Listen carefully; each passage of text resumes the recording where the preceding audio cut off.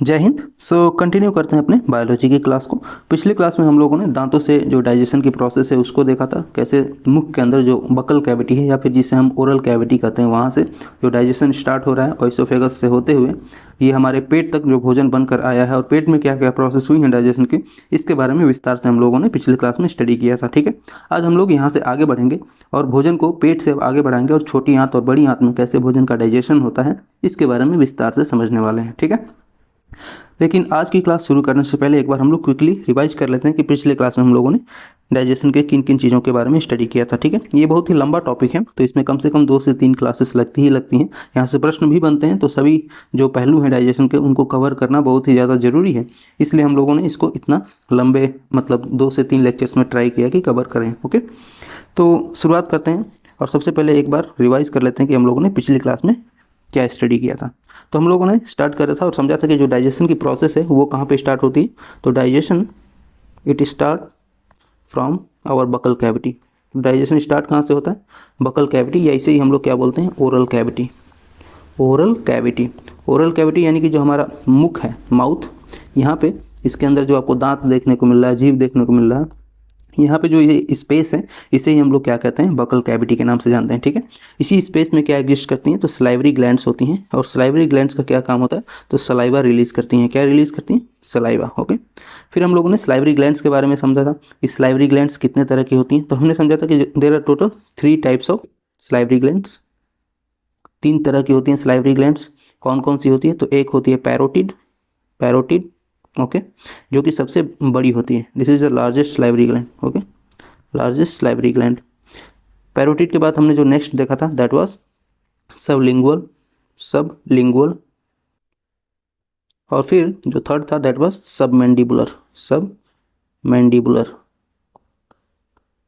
Okay, जो parotid है ये कहाँ पे? ये कान के नीचे हम लोगों को देखने को मिलती है। जो हमारा कान है उसके नीचे देखने को मिलेगी। 2 पेयर में होती है, एक लेफ्ट कान की तरफ और एक राइट कान की तरफ। ओके, वहीं जो सबलिंगुअल है वो कहाँ पे देखने को मिलती है? तो ये हमारे जीभ के नीचे यानी कि बीनीथ आवर टंग। ओके, जीभ के नीचे देखने को मिलती है। और सबमैंडिबुलर हमारे जबड़ों के नीचे देखने को मिलता है। ओके, तो ये तीनों का काम क्या है? ये तीनों क्या करती हैं? सलाइवा रिलीज करती हैं और दिन भर में जो टोटल 1 से 1.5 लीटर 1 to 1.5 लीटर जो सलाइवा ये रिलीज करती हैं। अब सलाइवा में कई कंपोनेंट्स होते हैं जो हमारे भोजन को डाइजेस्ट करने में काफ़ी हेल्पफुल होते हैं। कौन कौन से कंपोनेंट्स हमने पढ़े थे? तो हमने पहला पढ़ा था लाइसोजाइम, लाइसोजाइम। ओके, लाइसोजाइम का क्या काम था? तो it kills bacterias, kills germs and bacteria. Okay, तो जर्म्स और बैक्टीरिया को ख़त्म करने का काम किसका था? ये था लाइसोजाइम का। लाइसोजाइम के बाद नेक्स्ट हमने स्टडी किया था दैट वाज डाइस्टेज, और डाइस्टेज के साथ टाइलिन। डाइस्टेज और टाइलिन ये दोनों स्टार्च को डाइजेस्ट कर रहे थे। किसको कर रहे थे?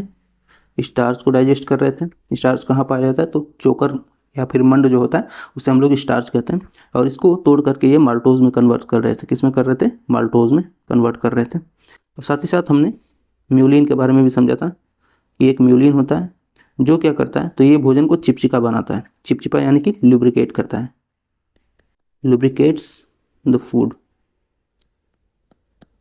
अगर ये लुब्रिकेट नहीं करेगा तो जो भोजन है वो काफ़ी रफ होगा और हमारी जो आहार नली है, ऑइसोफेगस है, फूड पाइप है, उसमें वो आसानी से नीचे नहीं जाएगा। ठीक है, फिर हमने ऑइसोफेगस के बारे में बात करी थी जिसे हम लोग क्या कहते हैं? फूड पाइप के नाम से भी जानते हैं। फूड पाइप ये होती है तकरीबन 25 से 30 सेंटीमीटर लंबी, 25 से 30 सेंटीमीटर लंबी होती है ये ऑइसोफेगस जो फूड पाइप है।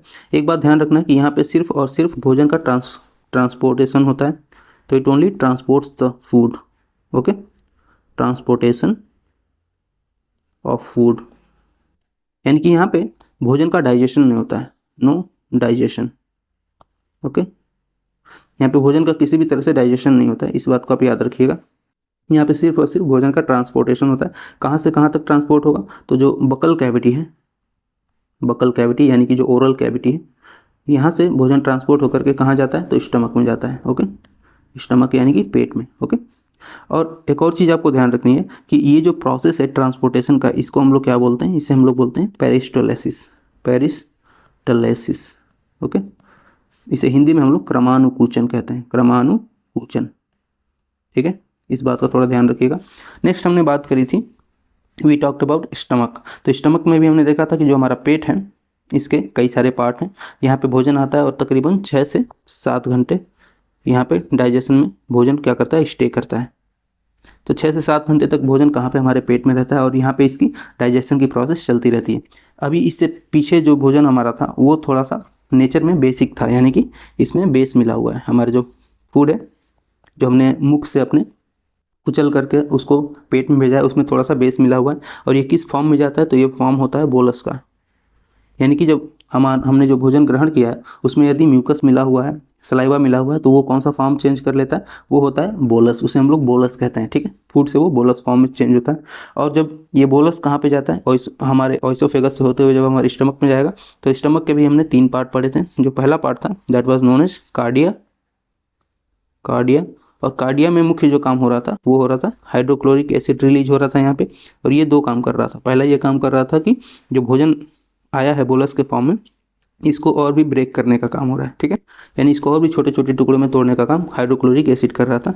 और साथ ही साथ कोई भी यदि बैक्टीरिया या जर्म्स बचे हुए हैं जो कि लाइसोजाइम ने किल नहीं किया है, जो लार में पाया जाता है, तो उसको क्या कर रहा था, ये किल कर रहा था। यानी किसी भी तरह का बैक्टीरिया नहीं आना चाहिए हमारे पेट के अंदर, ठीक है।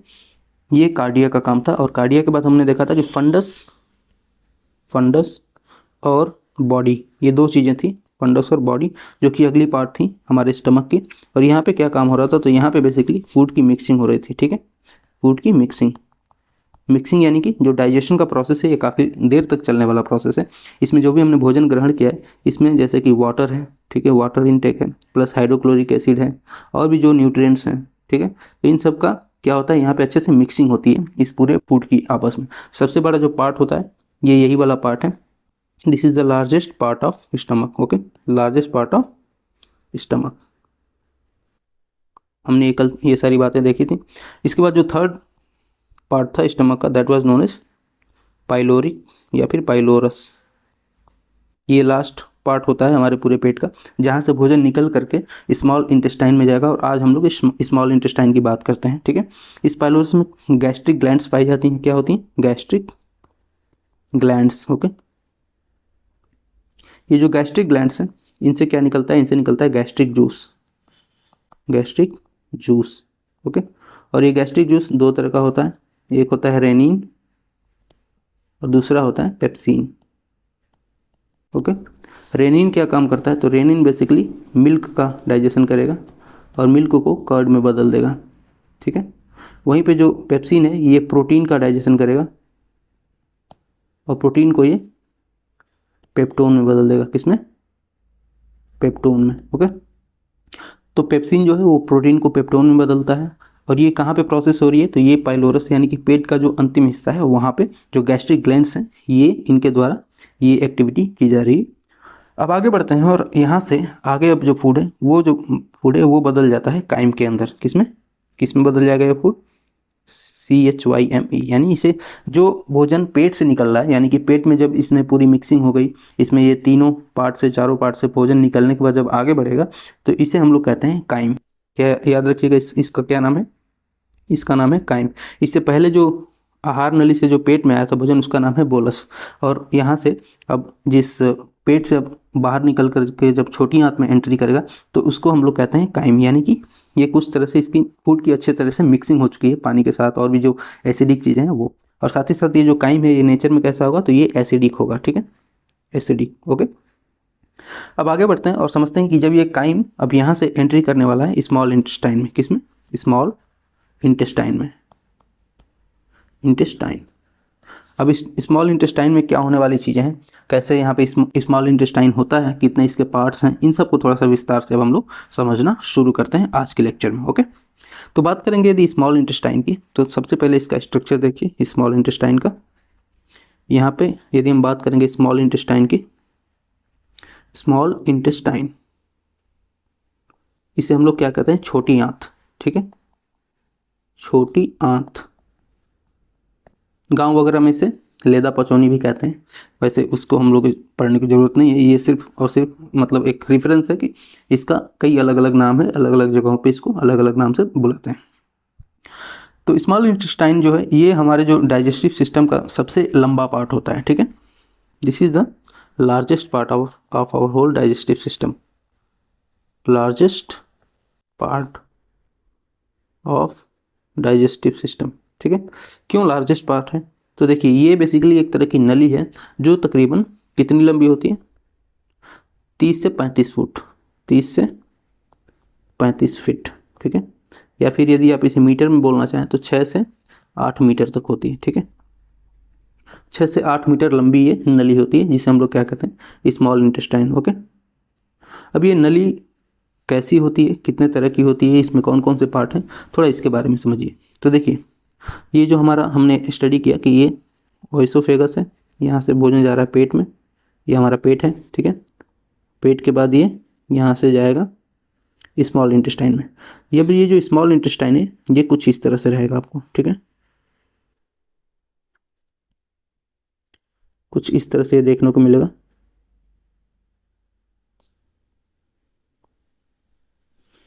जब इसे आप थोड़ा सा अच्छे से ड्रॉ करेंगे तो आपको ये इसका स्ट्रक्चर समझ में आएगा आपको कि ये कुछ इस तरह से है देखने में, ठीक है। बहुत ही लंबा होता है। इसका टोटल 3 पार्ट है। कितना पार्ट है? टोटल 3 पार्ट है और इस तीनों पार्ट का अलग अलग नाम है। सबसे पहला जो पार्ट है that is known as duodenum, duodenum, क्या बोलते हैं इसको, ड्यूडेनम। जो बच्चे लोग जो सेंट मारते हैं, ड्यू मारते हैं, वही है ड्यूडेनम, ओके। नेक्स्ट जो पार्ट है इस स्मॉल इंटेस्टाइन का that is known as jejunum, jejunum, okay, jejunum. और जो थर्ड पार्ट है that is known as ileum, ILEUM, okay, ileum. तो इसका नाम पहले याद रखिए, थोड़ा सा टेढ़ा मेढ़ा नाम है स्मॉल इंटेस्टाइन के तीनों पार्ट का। पहला कहलाता है ड्यूडेनम, दूसरा कहलाता है जेजुनम और तीसरा कहलाता है इलियम, DJI। याद रखने का क्या तरीका है, DJI के ड्रोन्स आते हैं, बहुत ही मतलब काफ़ी क्वालिटी के ड्रोन्स होते हैं ये। जितने भी हाई क्वालिटी फुटेज ड्रोन्स आप देखेंगे जो कि ऊपर से चीज़ों को रिकॉर्ड करते हैं, वो DJI एक बहुत ही इंपॉर्टेंट कंपनी, बहुत बड़ी कंपनी है, ठीक है। तो उसके नाम से आप थोड़ा सा इसको याद रखिएगा। 3 तरह के यहाँ पे जो इसके पार्ट्स देखने को मिलेंगे, ड्यूडेनम, जेजुनम और ileum, DJI, okay. Duodenum, jejunum और इलियम, ओके। जो ड्यूडेनम है, ये ड्यूडेनम इसकी लंबाई होती है तकरीबन 25 सेंटीमीटर, यानी कि सबसे छोटा जो पार्ट है इसमें, इस पूरे स्मॉल इंटेस्टाइन में, वो कौन सा है, ड्यूडेनम है, ठीक है। उसके बाद जो है जेजुनम, ये तकरीबन लंबा होता है 2.5 मीटर के आसपास, ओके, 2.5 मीटर के आसपास। तो देखिए पहला है 25 सेंटीमीटर और दूसरा है सीधा 2.5 मीटर, ओके, 1 सेंटीमीटर में और 1 मीटर में, तो इस चीज़ का थोड़ा ध्यान रखिए। और इलियम जो है ये तकरीबन 3.5 मीटर के आसपास होता है। कितना होता है? 3.5 मीटर। तो आप समझ सकते हैं कि कितना लंबा है ये पूरा प्रोसेस, मतलब पूरा ये स्मॉल इंटेस्टाइन का जो यहाँ पे प्रोसेस दिख रहा है, ये मतलब ये सबसे लंबा आपको देखने को मिलेगा पूरे इस डाइजेस्टिव सिस्टम में। ये जो पूरा हमने देखा, ये जो है this is the largest one, सबसे लंबा आपको देखने को मिलेगा। सबसे लंबा जो है वो कौन सा है? This is small intestine, okay. अब आइए इसे थोड़ा सा हम लोग 3D में देख करके और अच्छे से समझते हैं कि कौन सी चीज़ें कहाँ पे हैं, कैसे एग्जिस्ट करती हैं, कौन कौन सा पार्ट है ड्यूडेनम, जेजुनम और इलियम का। वहाँ पे और भी ज़्यादा क्लैरिटी से समझ में आएगा। यहाँ पे तो सिर्फ और सिर्फ हमने 2D में देख कर समझा है, ओके। तो ये जो पोर्शन आप देख रहे हैं ये क्या है? This is small intestine, okay. इसे हम लोग क्या कहते हैं? स्मॉल इंटेस्टाइन है ये, ठीक है। आई होप आपको सारी चीज़ें अच्छे से दिख रही होंगी यहाँ पे। जैसे सबसे ऊपर वाला पोर्शन ये जो है दिस इज ड्यूडेनम, उसके बीच में जो पोर्शन है दिस इज जेजुनम, और थर्ड वाला जो है दैट इज इलियम, ओके।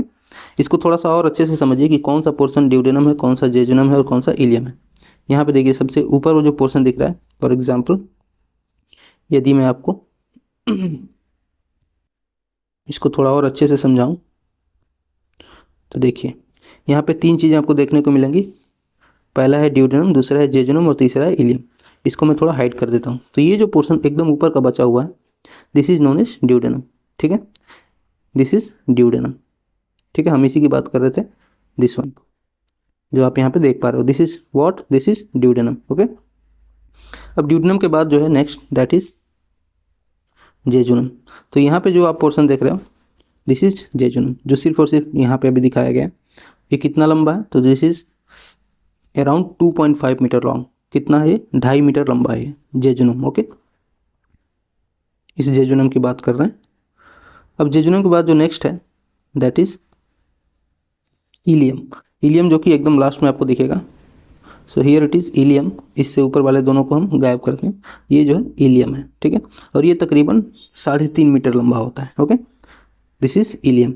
तो अब यदि आप देखें तो आपको तीनों चीज़ें एक साथ दिखेंगी यहाँ पे। एक है इलियम, फिर है जेजुनम और उसके बाद है ऊपर सबसे ड्यूडेनम। ओके, तो इस तरह से आप समझ सकते हैं। सबसे पहला जो पोर्शन है that is duodenum, then jejunum, उसके बाद इलियम।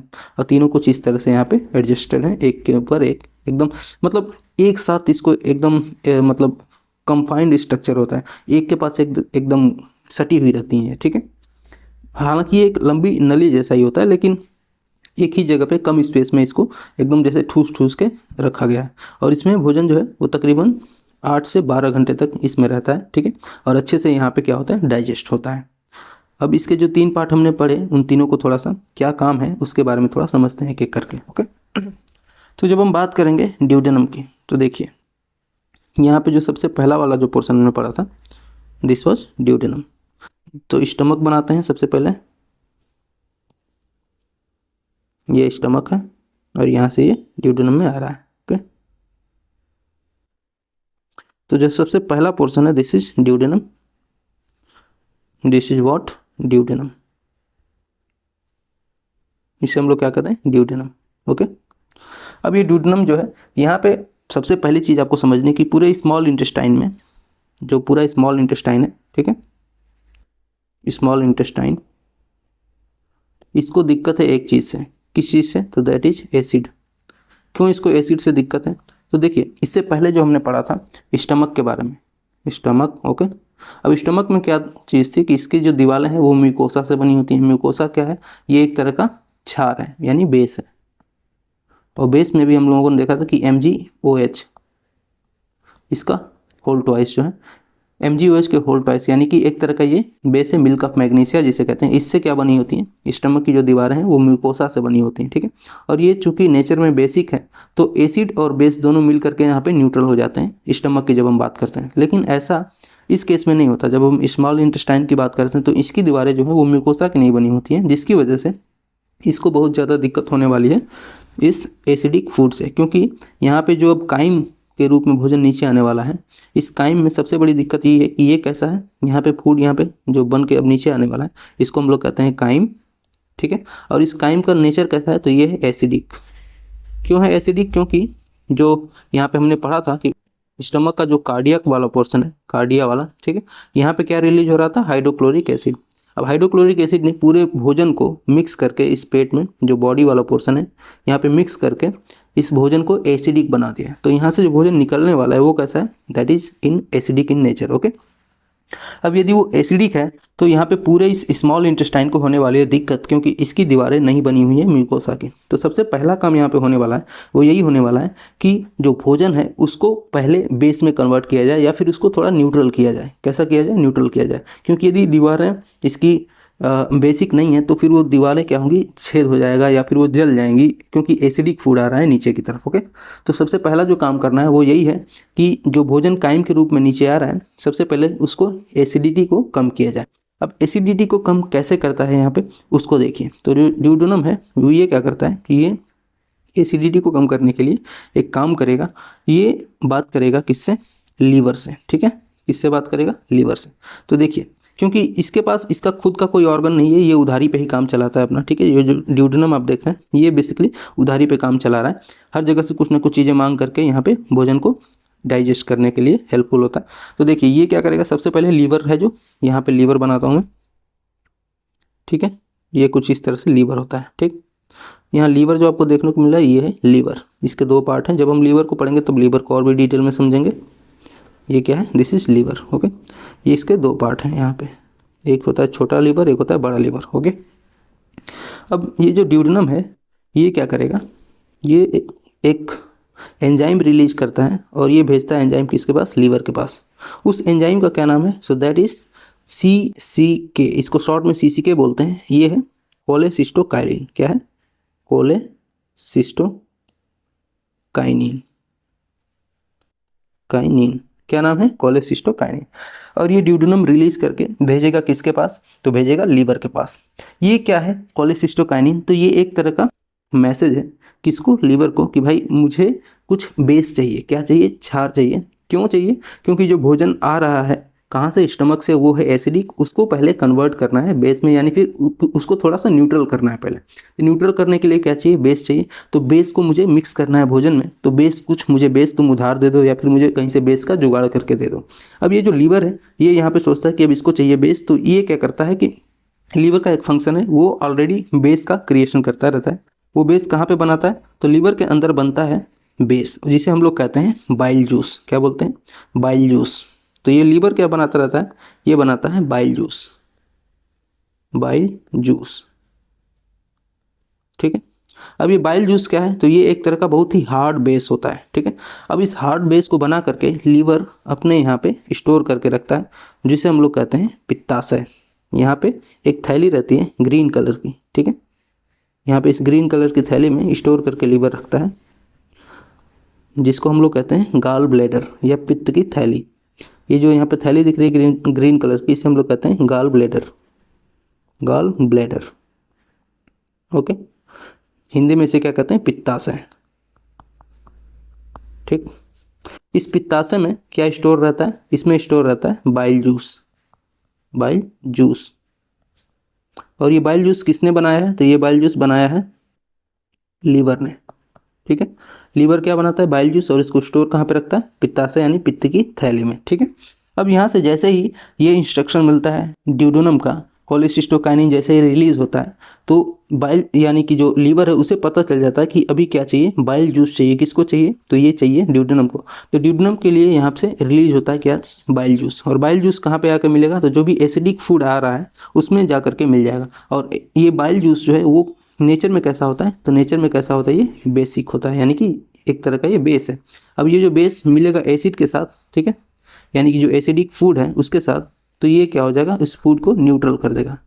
क्या कर देगा? न्यूट्रल। ओके। तो आई होप आपको यहाँ तक की सारी बातें समझ में आई होंगी कि कैसे यहाँ पे पेट से इंटेस्टाइन में जब भोजन जा रहा है तो डाइजेशन की प्रोसेस आगे बढ़ रही है। क्या क्या हमने समझा, एक बार इसको यहाँ पे समझिए। सबसे पहले यहाँ पे है stomach, this is our stomach. Okay. और यहाँ से ये जुड़ा हुआ है स्मॉल इंटेस्टाइन से। किससे? यहाँ पे स्मॉल इंटेस्टाइन। स्मॉल इंटेस्टाइन का जो पहला पोर्शन है वो क्या कहलाता है? That is duodenum. ड्यूडेनम ये देखता है कि यहाँ पे किसी भी तरह का एसिडिक फूड अलाउड नहीं है। यदि एसिडिक फूड नीचे आएगा तो ये क्या करेगा? जो ड्यूडेनम है या फिर जो स्मॉल इंटेस्टाइन है उसमें जो भी दीवारें हैं उनको खराब कर देगा, नष्ट कर देगा, जला देगा। तो इसको पहले भोजन को क्या करना होता है? भोजन को थोड़ा सा उसका एसिडिटी कम करना होता है। एसिडिटी कम करने के लिए, न्यूट्रल करने के लिए ये क्या करेगा? तो ये मैसेज रिलीज करता है किसके पास? लीवर के पास। लीवर को यहाँ पे लीवर प्रोड्यूस करता है बाइल जूस, जो कि स्टोर करके रखता है अपने एक थैली में, जिसको हम लोग कहते हैं गाल ब्लैडर। तो लीवर के नीचे ग्रीन कलर की होती है गाल ब्लैडर, जिसमें स्टोर रहता है बाइल जूस। क्या रहता है? Bile juice. ओके। और ये बाइल जूस कहाँ पे जाता है? तो ये बाइल जूस जाता है जो भोजन आ रहा है एसिडिक, उसमें मिक्स होता है और उस भोजन को क्या करता है? न्यूट्रलाइज करता है, थोड़ा सा उसको न्यूट्रल बनाता है। ओके। तो आई होप आपको यहाँ तक की सारी चीज़ें समझ में आ गई होंगी। यहाँ पे हम लोगों ने एक और चीज़ की बात करी कि कैसे ये लीवर को पता चलता है कि यहाँ पे बाइल जूस की ज़रूरत है। तो लीवर को पता चलता है जब ड्यूडेनम एक रिलीज़ करेगा एंजाइम जिसका नाम है कोलेसिस्टोकाइनिन। क्या नाम है? कोलेसिस्टोकाइनिन, जिसे हम लोग शॉर्ट में CCK के नाम से जानते हैं, कोलेसिस्टोकाइनिन। ओके। अब देखिए, एक बार जब भोजन यहाँ पे आ गया और भोजन में क्या मिक्स हो गया? भोजन में कोलेसिस्टोकाइनिन मिक्स हो गया, तो जो भोजन है वो कैसा हो गया है? न्यूट्रल। न्यूट्रल हो चुका है भोजन। तो भोजन कैसा हो गया? कोलेसिस्टोकाइनिन बाइल जूस के मिलने के बाद भोजन कैसा हो गया? भोजन हो गया है न्यूट्रल। ओके। अब एक बार जब भोजन न्यूट्रल हो गया तो अब इस भोजन के डाइजेशन की प्रोसेस शुरू होगी, यानी कि अब इसे डाइजेस्ट करना है और भी अच्छे से इसको ब्रेक करना है। ठीक है। लेकिन यहाँ पे एक दिक्कत आती है। दिक्कत ये आती है कि जो भोजन हमने यहाँ पे किया है, अब उस भोजन को डाइजेस्ट करने के लिए इस ड्यूडेनम के पास अभी भी कुछ भी नहीं है, यानी कि ये अभी भी उधारी से ही काम चलाने वाला है। यानी कि ड्यूडेनम में जो डाइजेशन होने वाला है, ये अगेन यहाँ से ड्यूडेनम क्या करेगा? एक एंजाइम रिलीज करेगा, और वो एंजाइम इस बार ये भेजने वाला है किसके पास? अग्नाशय, जिसे हम लोग कहते हैं पेंक्रियाज। पेंक्रियाज कैसा होता है? तो पेंक्रियाज येलो कलर का होगा, और ये कुछ यहाँ पे जो हमारा पेट है उसी के नीचे स्टमक के नीचे रहता है पेंक्रियास। क्या है इसका नाम? This is pancreas. इसे हिंदी में हम लोग कहते हैं अग्नाशय। ठीक है। अब इस अग्नाशय के पास एक एंजाइम रिलीज करके भेजता है डेडुनम। डेडुनम कौन सा एंजाइम रिलीज करता है? तो डेडुनम इसके पास रिलीज करके एंजाइम भेजता है, उसका नाम है सिक्रेटिन। क्या नाम है? सिक्रेटिन। ठीक। सिक्रेटिन कहाँ पे जाएगा? पेंक्रियास के पास। और ये जो सिक्रेटिन है, दिस सिक्रेटिन, ये जाता है पेंक्रियास के पास। ठीक है। पेंक्रियास के पास जाएगा, और जैसे ही पेंक्रियास के पास जाएगा ये सिक्रेटिन, तो पेंक्रियास को पता हो जाएगा कि हमारे भाई जिसका नाम है ड्यूडेनम, उसने कुछ मांग करी है मुझसे। तो ये यहाँ से 3 चीज़ें रिलीज करता है ये पेंक्रियास। क्या है वो 3 चीज़ें? तो वो है लाइपेज। क्या है ये? लाइपेज। फिर है एमाइलेज, और फिर उसके बाद क्या करता है? ट्रिप्सिन। 3 चीज़ें रिलीज करता है पेंक्रियास। क्या क्या चीज़ें? लाइपेज, एमाइलेज और ट्रिप्सिन। लाइपेज, एमाइलेज और ट्रिप्सिन। ओके। लाइपेज, एमाइलेज और ट्रिप्सिन, इसका क्या काम है? तो लाइपेज बेसिकली डाइजेस्ट करेगा फैट के बाद। ठीक है। जो इतने भी फैट है, वसा है, वो कहाँ से डाइजेस्ट होगा? वो होगा लाइपेज की मदद से। ड्यूडेनम के अंदर ये प्रोसेस हो रही है। ये कौन भेज रहा है लाइपेज? तो लाइपेज भेज रहा है पेंक्रियास। पेंक्रियास रिलीज कर रहा है और भेज रहा है किसके पास? ड्यूडेनम के पास। तो ड्यूडेनम के पास आएगा लाइपेज, वो डाइजेस्ट करेगा फैट को। एमाइलेज जो है वो डाइजेस्ट करने वाला है कार्बोहाइड्रेट को। ठीक है। और जो ट्रिप्सिन है, अब नाम से इसके समझ में आ रहा हो कि ट्रिप्सिन किसको करने वाला है चेंज? तो ये चेंज करेगा प्रोटीन को। ठीक है। तो जो प्रोटीन है उसको चेंज करने वाला है ट्रिप्सिन। तो यहाँ पे अब तक जो प्रोसेस हुई है, एक बार इसको भी थोड़ा और अच्छे से समझिए। सबसे पहले हम एक बार फिर से शुरुआत से करते हैं। एक है हमारा स्टमक। ठीक है। यहाँ से एसिडिक भोजन आ रहा था। सबसे पहला जो पोर्शन है 25 सेंटीमीटर का, दिस इज ड्यूडेनम। क्या है ये? ड्यूडेनम। यहाँ पे 2 प्रोसेस हो रही हैं, एक है लीवर की तरफ और दूसरा है पेंक्रियाज की तरफ। यहाँ पे पेंक्रियाज। ठीक है। This is pancreas. अब दोनों की तरफ, लीवर की तरफ ये क्या रिलीज करेगा? लीवर की तरफ रिलीज करेगा ये कोलेसिस्टोकाइनिन। ठीक है। और बदले में इसको क्या मिलेगा? तो बदले में इसको गाल ब्लेडर से, यहाँ पे है गाल ब्लेडर, यहाँ से मिलेगा इसको बाइल जूस। ठीक है। क्या मिलने वाला है? Bile juice. ठीक। उस बाइल जूस से जो एसिडिक नेचर है फूड का, वो क्या होगा? न्यूट्रलाइज होगा। वहीं पे दूसरी तरफ ये क्या रिलीज करने वाला? तो दूसरी तरफ रिलीज करने वाला है सिक्रेटिन। सिक्रेटिन। ओके। और सिक्रेटिन से जब ये सिक्रेटिन जाता है पेंक्रियाज के पास, तो पेंक्रियाज क्या रिलीज करता है? पेंक्रियाज रिलीज करता है लाइपेज, लाइपेज, एमाइलेज और ट्रिप्सिन। ठीक है। लाइपेज, एमाइलेज और ट्रिप्सिन। लाइपेज क्या डाइजेस्ट करेगा? तो लाइपेज डाइजेस्ट करता है फैट्स को, एमाइलेज कार्बोहाइड्रेट्स को, और ट्रिप्सिन प्रोटीन को। ठीक है। प्रोटीन को डाइजेस्ट करेगा। अब यहाँ पे एक चीज़ और समझिए कि देखिए, इससे पहले भी प्रोटीन का जो डाइजेशन है वो स्टार्ट हो चुका था। कहाँ पे स्टार्ट हुआ था? तो वो हुआ था हमारा जो गैस्ट्रिक ग्लैंड थी। कहाँ पे गैस्ट्रिक ग्लैंड थी? तो ये वाला जो पोर्शन है पाइलोरिक, यहाँ पे 2 गैस्ट्रिक जूस निकल रहे थे, एक रेनिन और एक पेप्सिन। तो पेप्सिन क्या कर रहा था? जो पेप्सिन है, पेप्सिन ये बेसिकली जो प्रोटीन है उसको किस में कन्वर्ट कर रहा था? तो उसको पेप्टोन में कर रहा था। किस में? पेप्टोन में। ठीक है। अब यहाँ पे जो प्रोटीन आया हुआ है वो किस फॉर्म में है? पेप्टोन फॉर्म में। तो पेप्टोन किस फॉर्म में बदलेगा? तो यहाँ पे पेप्टोन जो है वो पेप्टाइड फॉर्म में चेंज होने वाला है। ठीक है। पेप्टाइड में। ओके। तो प्रोटीन ट्रिप्सिन जो है वो क्या करेगा? प्रोटीन पेप्टोन को पेप्टाइड फॉर्म में चेंज करेगा, यानी प्रोटीन का और भी ज़्यादा डाइजेशन होगा। ठीक है। प्रोटीन 3 पार्ट में डाइजेस्ट होगा। अभी तो ये दूसरा पार्ट है, आगे हम लोग देखेंगे। आगे अभी इसका और भी डाइजेशन होने वाला है। ठीक है। तो यहाँ पे प्रोटीन क्या होगा? पेप्टाइड फॉर्म में चेंज होगा।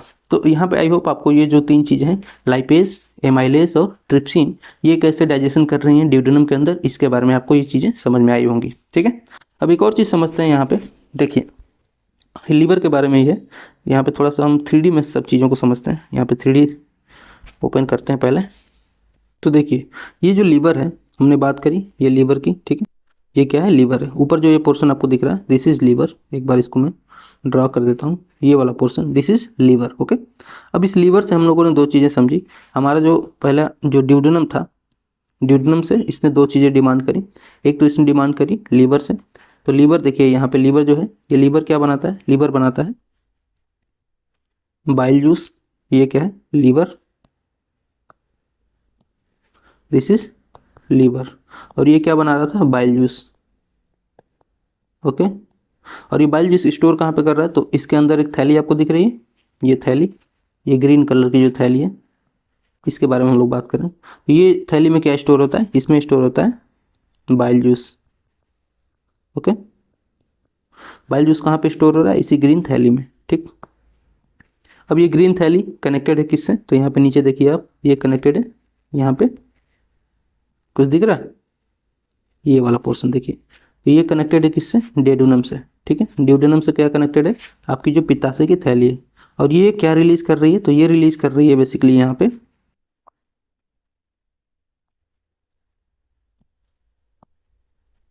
ये जो पित्त की थैली थी, ये रिलीज कर रही थी बाइल जूस। और ये बाइल जूस क्या कर रहा है, तो जो फूड है उसको न्यूट्रलाइज कर रहा है, यानी कि एसिडिक जो फॉर्म है इसको न्यूट्रलाइज कर रहा है। लेकिन ये जो बाइल जूस है ये क्या है, काफ़ी हार्ड होता है स्ट्रक्चर में। ठीक है, और इसके अंदर कभी कभी एक हम लोगों को प्रॉब्लम देखने को मिलती है, उस प्रॉब्लम को हम लोग कहते हैं स्टोन। क्या कहते हैं, स्टोन।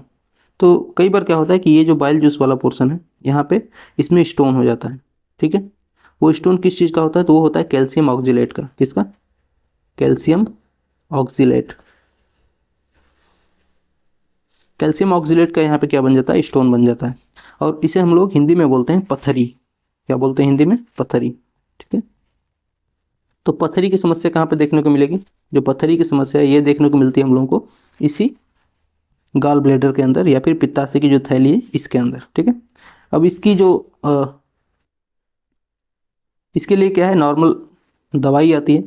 यदि दवा से ये सही हो गया तो ठीक है, हालांकि दवा से इसको सही होने में थोड़ा दिक्कत होता है, जल्दी दवा से ये ठीक नहीं होता है। पित्ताशय की जो पथरी होती है वो जल्दी सही नहीं होती, तो कई बार क्या करते हैं डॉक्टर इसका ऑपरेशन करके इसको निकाल देते हैं। ठीक है, पित्ताशय का जो ऑपरेशन करते हैं यहाँ से, और कट करके इसको निकाल देंगे।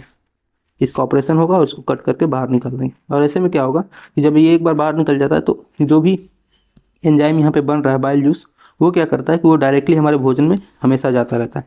तो लीवर के द्वारा जो बाइल जूस बन रहा होता है वो फिर डायरेक्टली बिना किसी रोक टोक के, बिना सिक्रेटिन को रिलीज किए ये ड्यूडेनम में हमेशा जाता रहेगा और भोजन को क्षारीय बनाता रहेगा, चाहे आप खाना खाएं या फिर ना खाएं। ठीक है, तो इसका एक यही ड्रॉबैक है, अदरवाइज कोई ऐसा खास इशू नहीं पड़ता है इस गाल ब्लेडर को निकालने से। और ये जो प्रॉब्लम है जो पथरी की, ये काफ़ी मतलब ये काफ़ी डेंजरस होता है, इसलिए इसको निकालना ही ज़्यादा उचित होता है। ठीक है, वहीं पे जब हम बात करते हैं पथरी की, जो हमारे किडनी स्टोन्स में, किडनी में होता है, तो किडनी में स्टोन जो होता है वो आसानी से निकल जाता है जो हमारा पेशाब की नली है उसके रास्ते। ठीक है, दूसरा हमने स्टडी किया और समझा किसके बारे में, पेंक्रियास के बारे में। तो यहाँ पे ये जो येलो कलर का स्ट्रक्चर दिख रहा है, we are talking about this structure, ये क्या है, दिस इज पेंक्रियास। ठीक है, और ये भी आपको देखने को मिलेगा, ये किससे कनेक्टेड है, अगेन कनेक्टेड टू ड्यूडेनम। अब हमने यहाँ पे देखा कि जो ड्यूडेनम है ये क्या रिलीज कर रहा था, तो ड्यूडेनम रिलीज कर रहा था एक एंजाइम जिसका नाम है सिक्रेटिन। और सिक्रेटिन जाता है किसके पास, ये जाता है पेंक्रियाज के पास। वह पेंक्रियाज क्या रिलीज करता है, लाइपेज, एमाइलेज और ट्रिप्सिन। ये तीन चीज़ें कौन रिलीज करता है, पेंक्रियाज। और ये पेंक्रियाज जो लाइपेज है ये क्या डाइजेस्ट करता है, ये डाइजेस्ट करता है फैट्स को। और एमाइलेज किसको डाइजेस्ट कर रहा था, ये डाइजेस्ट कर रहा था कार्बोहाइड्रेट को। और ट्रिप्सिन प्रोटीन को। ठीक है, तो आई होप आपको ये भी अच्छे से समझ में आ गया होगा कि कौन कहाँ पे एग्जिस्ट करता है, कौन कहाँ पे है, और कैसे ये चीज़ें काम कर रही हैं हमारे पेट के अंदर। ठीक है, आइए अब आगे बढ़ते हैं और समझते हैं जेजुनम के बारे में। बात करेंगे यदि जेजुनम की, तो जेजुनम जो है वो सेकेंड पार्ट है, दूसरा पार्ट है। Jejunum is, this is the next part. किसका नेक्स्ट पार्ट है, तो ये नेक्स्ट पार्ट है स्मॉल इंटेस्टाइन का। ठीक है, स्मॉल इंटेस्टाइन। इससे पहले हम लोगों ने स्मॉल इंटेस्टाइन में ड्यूडेनम के बारे में देखा। ड्यूडेनम में क्या हो रहा था, तो यहाँ पे लाइपेज, एमाइलेज, ट्रिप्सिन मिक्स हो रहे थे। जो फूड था उसको बेस में कन्वर्ट किया जा रहा था, यानी उसको न्यूट्रल किया जा रहा था, जो कि एसिडिक था उसको न्यूट्रल किया जा रहा था। अब यहाँ पे जो डाइजेशन की प्रोसेस है वो भी हो चुकी है, कहाँ पे, वो हो चुकी है हमारा जो ड्यूडेनम है वहाँ पे। अब क्या होगा, अब इस फूड में जो भी मिक्सिंग हुई है ना, ये लाइपेज, एमाइलेज, ट्रिप्सिन की, इसकी वजह से जो यहाँ पे प्रोसेस हो रही है, अब यहाँ पे सिर्फ और सिर्फ एब्जॉर्प्शन का प्रोसेस होने वाला है। यानी कि जो जेजुनम है यहाँ पे क्या होगा, एब्जॉर्प्शन होने वाला है। ठीक है, यहाँ पे किसी भी तरह का डाइजेशन नहीं होने वाला, बल्कि इसमें ऑलरेडी जो डाइजेस्टिव एलिमेंट्स हैं वो मिल चुके हैं और सिर्फ यहाँ पे क्या होगा, एब्जॉर्प्शन होगा न्यूट्रिएंट्स का। किसका एब्जॉर्प्शन होगा, जो भी न्यूट्रिएंट्स हैं इनका एब्जॉर्प्शन होगा और ये भेजे जाएंगे अलग अलग जगहों पे, जैसे कि ब्लड वेसल्स हैं, ठीक है, ब्लड वेसल्स में भेजे जाएंगे। इसके साथ ही साथ लीवर को यदि किसी चीज़ की ज़रूरत है तो वहाँ पे भेजे जाएंगे, ठीक है। तो जो भी न्यूट्रिएंट्स यहाँ से अब एब्जॉर्प्शन होना शुरू हो जाएगा, ठीक है। तो जेजुनम में किसी भी तरह का अब डाइजेशन का काम नहीं होने वाला है। जेजुनम के बाद जो नेक्स्ट है दैट इज इलियम, जो लास्ट है दैट इज इलियम, ठीक है। और इलियम में यहाँ पे डाइजेशन फिर से होगा। अब यहाँ पे डाइजेशन कुछ चुने हुए चीज़ों का होगा, जो बिल्कुल ही ऐसी चीज़ें हैं जो कई बार में डाइजेस्ट होंगी, एक बार में जो डाइजेस्ट नहीं हो पाती हैं उनका डाइजेशन यहाँ पे होने वाला है, ठीक है। तो इसमें क्या क्या चीज़ आपको देखने को मिलेगी, यहाँ पे आपको देखने को मिलेगा इरेप्सिन ठीक है, इरेप्सिन। इरेप्सिन क्या करता है, तो ये डाइजेस्ट करता है प्रोटीन को, ठीक है। प्रोटीन देखिए हम लोग शुरुआत से ही पचा रहे हैं, काफ़ी कॉम्प्लेक्स ये कंपाउंड है जो कि अब तक डाइजेस्ट नहीं हुआ है अच्छे से। अब यहाँ पे जो प्रोटीन है वो किस फॉर्म में आ रहा है, तो ये आ रहा है पेप्टाइड के फॉर्म में। किस में आ रहा है, पेप्टाइड के फॉर्म में। और ये पेप्टाइड को किस में कन्वर्ट कर देता है, ये कन्वर्ट कर देता है अमीनो एसिड्स में, ठीक है, अमीनो एसिड्स में। अमीनो एसिड्स क्या है, तो amino acids basically building blocks हैं प्रोटीन के, यानी कि अमीनो एसिड से मिल करके क्या बनते हैं, प्रोटीन बनते हैं। इन्हें आप यूनिट ऑफ प्रोटीन भी बोल सकते हो कि ये प्रोटीन की इकाई है। अमीनो एसिड्स के छोटे छोटे जो हैं ब्लॉक्स ये मिल करके प्रोटीन का निर्माण करते हैं, ठीक है। तो एकदम जो फाइनल इकाई है उसमें टूट चुका है अब प्रोटीन, यानी कि पेप्टाइड से ये अमीनो एसिड में बदल चुका है। और यही जो लास्ट स्ट्रक्चर है या फिर लास्ट स्टेज है प्रोटीन के डाइजेशन का, यानी कि यहाँ पे प्रोटीन जो है फाइनली डाइजेस्ट हो पाता है। तो याद कीजिए कि प्रोटीन को हम लोगों ने 3 पार्ट में देखा कि डाइजेस्ट हुआ। सबसे पहले ये गैस्ट्रिक ग्लैंड्स में क्या था, तो यहाँ पे रेनिन और पेप्सिन निकल रहा था, और पेप्सिन क्या कर रहा था, जो पेप्सिन है ये डाइजेस्ट कर रहा था प्रोटीन को। प्रोटीन को किस में चेंज कर रहा था, पेप्टोन में, ठीक है। यहाँ से इसके बाद हम लोग गए आगे, और आगे पेंक्रियाज था, पेंक्रियाज। पेंक्रियाज से क्या निकल रहा था, पेंक्रियाज से निकल रहा था ट्रिप्सिन। और ट्रिप्सिन क्या करता है, तो ट्रिप्सिन पेप्टोन को चेंज कर रहा था पेप्टाइड में। किस में, पेप्टाइड में, ठीक है। और ये जो पेप्टाइड है ये फिर कहाँ पे जा रहा है, तो ये जा रहा है इलियम में, और इलियम में ये पेप्टाइड किस में कन्वर्ट हो रहा है, तो ये अमीनो एसिड्स में बदल रहा है, ठीक है। तो अब प्रोटीन का जो डाइजेशन है इसको थोड़ा ध्यान रखिएगा कि प्रोटीन 3 जगह पे होता है। एक है गैस्ट्रिक ग्लैंड में डाइजेस्ट होगा, फिर पेंक्रियाज में डाइजेस्ट होगा, उसके बाद से इलियम में डाइजेस्ट होगा, ठीक है। तो 3 जगहों पर प्रोटीन का डाइजेशन इतना मतलब कॉम्प्लेक्स कंपाउंड है ये कि धीरे धीरे इसको डाइजेस्ट किया जाता है, एक ही बार में डाइजेस्ट नहीं होने वाला है, ठीक है। इसी इलियम में एक और चीज़ आपको देखने को मिलेगी दैट इज सक्कस इंट्रिकस। क्या होता है, सक्कस इंट्रिकस, थोड़ा नाम से याद रखिएगा, सक्कस इंट्रिकस। सक्कस इंट्रिकस क्या होता है, तो ये बेसिकली ग्रुप है, किस चीज़ का ग्रुप है, तो ये शुगर्स को डाइजेस्ट करने वाले ग्रुप हैं। क्या है ये, sugar digestive group, digestive group, ठीक है। इसमें आपको देखने को मिलेगा कि माल्टेज है, ठीक है, सुक्रेज है, ऐसे ही और भी कई सारे आपको देखने को मिलेंगे, फ्रुक्टेज है। ये सारे जितने भी एज वाले होते हैं, ठीक है, ये डाइजेस्ट करते हैं अलग अलग शुगर्स को।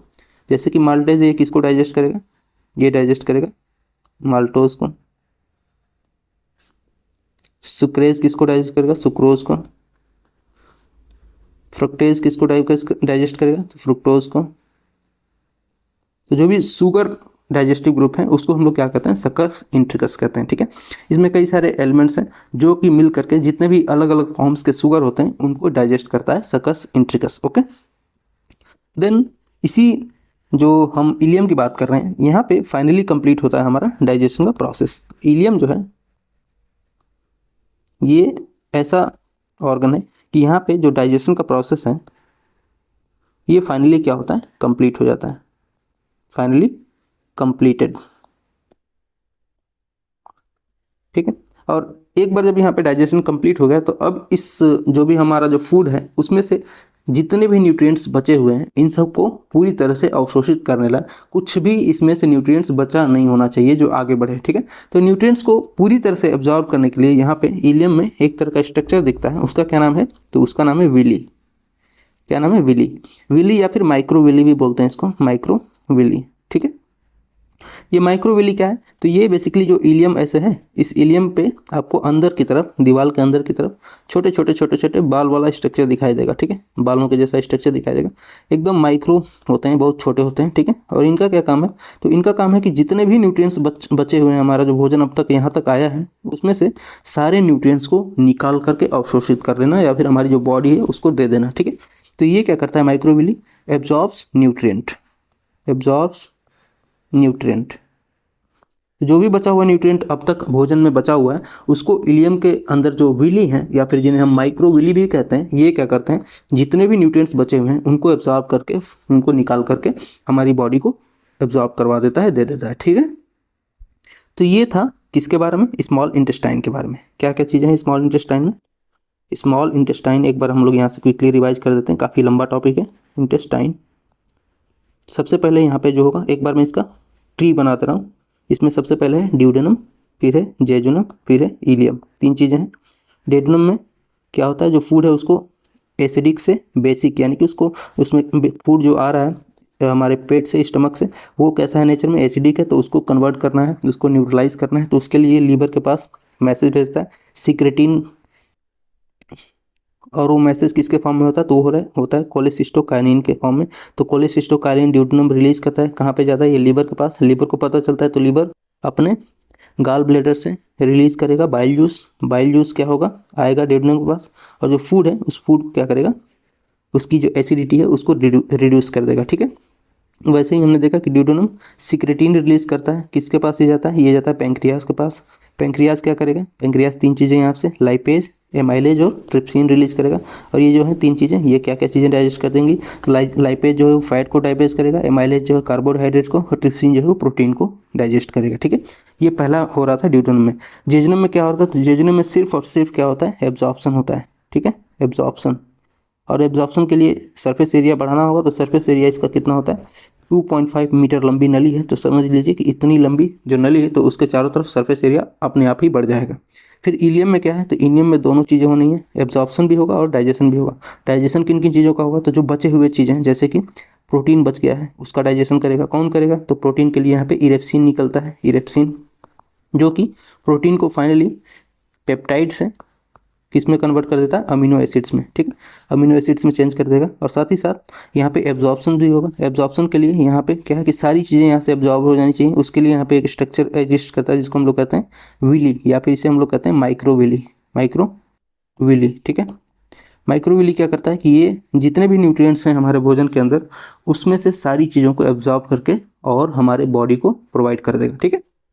तो ये था स्मॉल इंटेस्टाइन, शॉर्ट में इसको आप लोग याद रखिएगा DJI से, ड्यूडेनम, जेजुनम और इलियम, ठीक है। अब हम लोग बढ़ते हैं अगले स्ट्रक्चर की तरफ, that is large intestine, okay. अब लार्ज इंटेस्टाइन में किसी भी तरह का डाइजेशन नहीं होने वाला, डाइजेशन की प्रोसेस यहाँ पे कंप्लीट हो चुकी है, ठीक है। अब आगे बढ़ते हैं लार्ज इंटेस्टाइन की तरफ। ये है हमारा लार्ज इंटेस्टाइन। यहाँ पे इसका सबसे पहले स्ट्रक्चर ड्रॉ करते हैं, फिर उसके बाद इसके बारे में और अच्छे से समझाते हैं। तो देखिए कुछ इस तरह से होगा लार्ज इंटेस्टाइन। इसका स्ट्रक्चर बहुत ही अच्छा लगता है देख करके।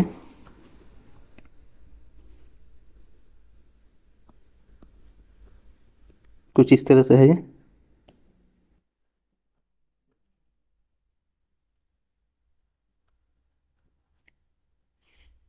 यहाँ पे एक आपको स्ट्रक्चर देखने को मिलेगा जिसको हम लोग कहते हैं अपेंडिक्स।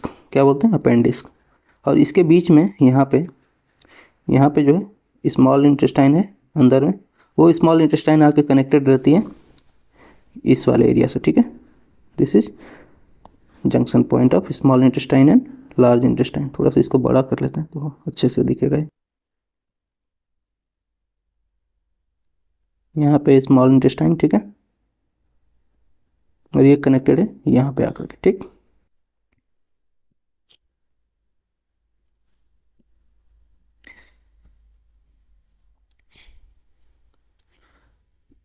वैसे ही अब यहाँ पे जो है, यहाँ से एक और स्ट्रक्चर दिखेगा आपको,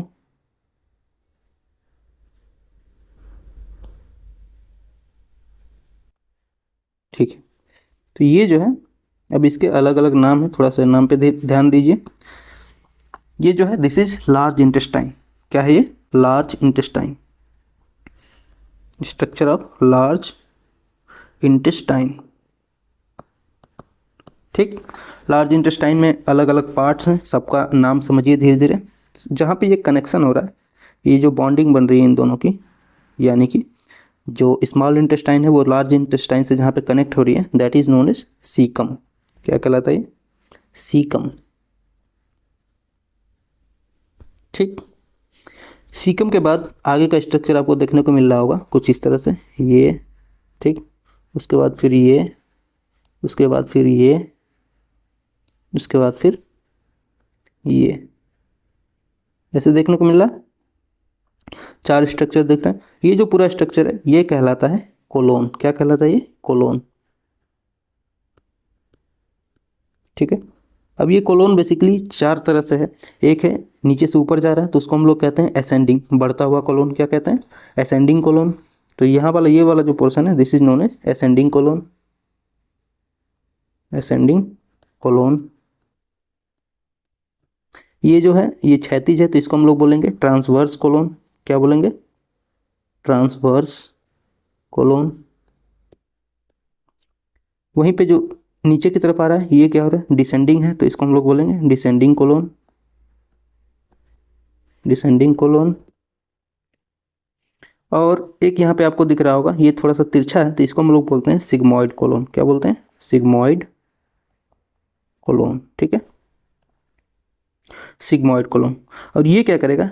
लास्ट में एक स्ट्रक्चर से जुड़ रहा है जिसको हम लोग कहते हैं, यहाँ पे ये जो स्ट्रक्चर दिख रहा है, this structure is known as rectum.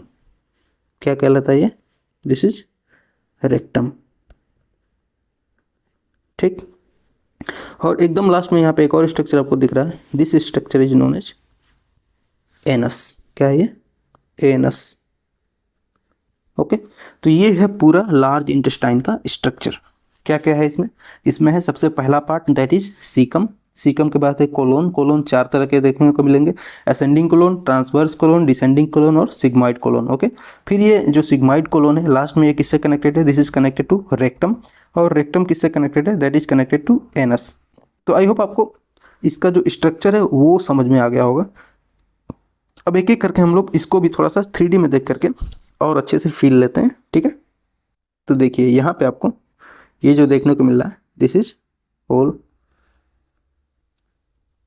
Large intestine. ठीक है। एक बार इसको थोड़ा और अच्छे से समझते हैं, थोड़ा सा सिर्फ और सिर्फ लार्ज इंटेस्टाइन के बारे में देख करके। तो देखिए यहाँ पे आप देख सकते हैं कि ये जो स्ट्रक्चर आपको देखने को मिल रहा है, this is of large intestine. Okay. आइए इसको थोड़ा सा जूम करके आपको समझाते हैं। सबसे पहला वाला जो पोर्शन है, दिस इज सीकम। यहाँ पे ये जो पोर्शन आपको दिख रहा है, ठीक है, this is known as caecum. ये क्या है? सीकम है। This one we are talking about, this is caecum.